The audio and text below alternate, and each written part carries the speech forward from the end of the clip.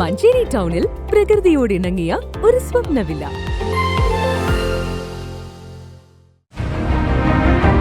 നിങ്ങളുടെ വീടിന്റെ വാഷ്റൂമുകൾ ഇനി ഗ്ലാമർ റൂമുകളാക്കാം സെറ സ്റ്റൈൽ ഗാലറിയിലൂടെ. Sera style gallery near cooperative college, Manjeri.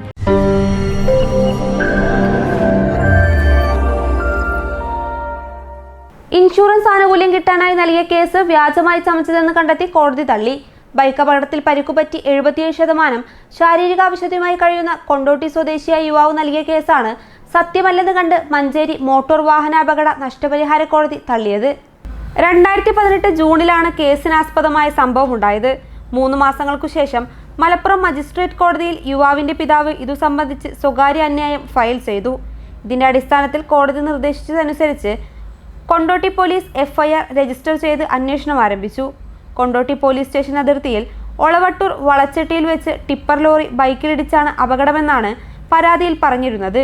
Police നടത്തിയ അന്വേഷണത്തിൽ യുവാവ് അപകടത്തിൽപ്പെട്ടത് കോഴിക്കോട് ഹൈലൈറ്റ് മാളിനു സമീപം സ്വയം ഓടിച്ച മോട്ടോർ ബൈക്ക് മറിഞ്ഞാണെന്ന് തെളിഞ്ഞു. തുടർന്ന് ചികിത്സയ്ക്കും മറ്റുമായി ചെലവായ തുകയും നഷ്ടപരിഹാരവും ആവശ്യപ്പെട്ട് യുവാവ് മഞ്ചേരി മോട്ടോർ വാഹന അപകട നഷ്ടപരിഹാര കോടതിയെ സമീപിച്ചു.